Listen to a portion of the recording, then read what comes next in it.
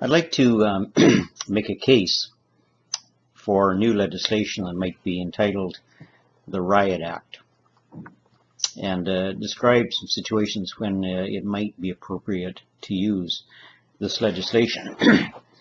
The reason I think it needs to be considered, if you look at Vancouver, back almost 2 years ago after the Stanley Cup finals when the riot occurred, it seems to me it's quite clear in that case that the police needed some additional tools in their toolkit to stop that violence. There was another occasion just prior to that in Toronto at the time of the G10, G20, when there were some riots, some protests and some riots. That's a bit more unclear as to whether it's appropriate there, because there was a message that people were trying to get out, and so people have a right to demonstrate and to make a case. So that's a bit more complex. And then the third one would be the Idle No More movement, in which case there were demonstrations and disruption of traffic flows. And in that case, I don't think legislation was needed to try and control that. So let me go through what I have in mind, because I think having legislation on the books is important. It's a tool that the police should be able to use, but only under very controlled circumstances. Recall that in Vancouver after the Stanley Cup finals,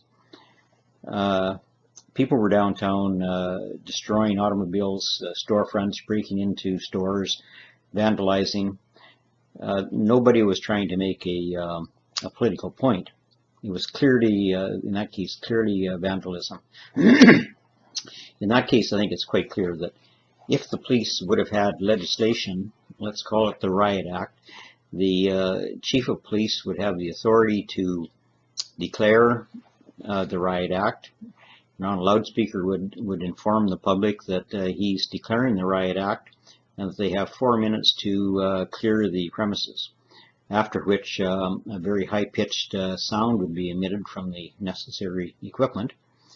All of his police officers would have earplugs that would enable them to put the earplugs in and avoid the unpleasantness of the sound.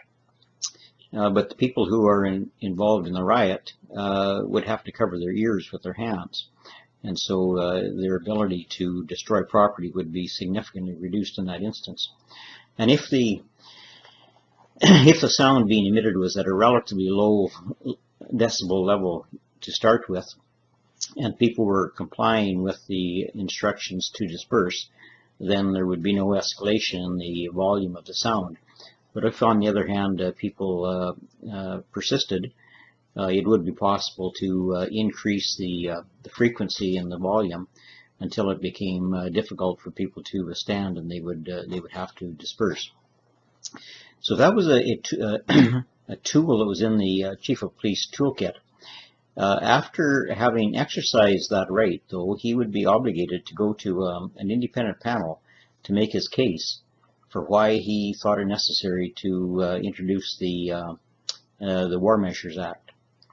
And in retrospect, in my view at least, of what happened in downtown Vancouver, an independent body in that case would have said it was quite appropriate for the chief of police to, in fact, have taken the action that he did. I don't think anybody would dispute that.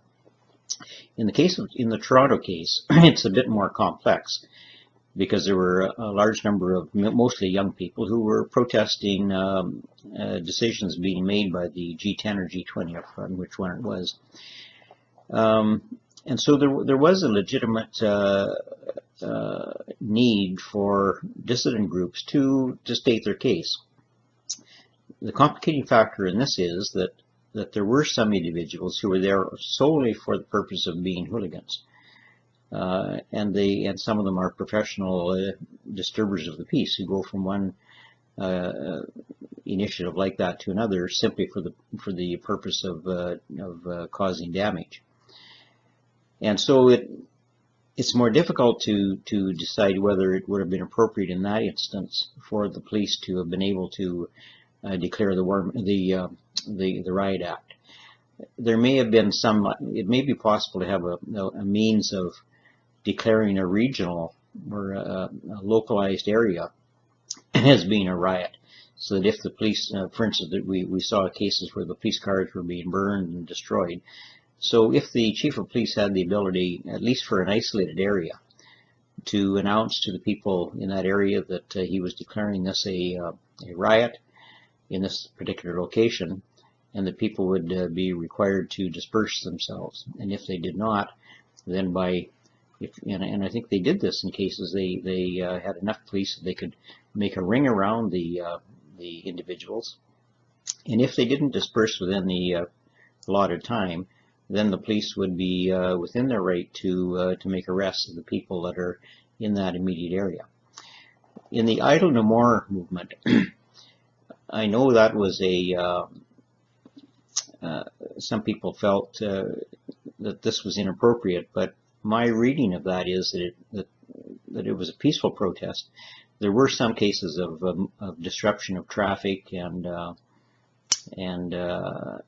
I think some people would have liked to have seen them dispersed. But I don't recall any significant levels of violence, and there was a clear desire on the part of those involved to make a case to government. And so I would have thought in that case it would have been inappropriate for the police to have declared any of those protests as being requiring the Riot Act to be declared. But it is something that I think we need to have discussion on. I would like to hear the opinions of others as to whether or not this is appropriate. I think it is a tool that should be in the toolkit of the police, subject to very clear ways of monitoring them to make sure that this is a last-ditch effort to control. And as I say, in the Vancouver riots, I think it was a clear-cut case, and in that instance, it would have been legitimate. But I would like to hear other people in their opinion on this.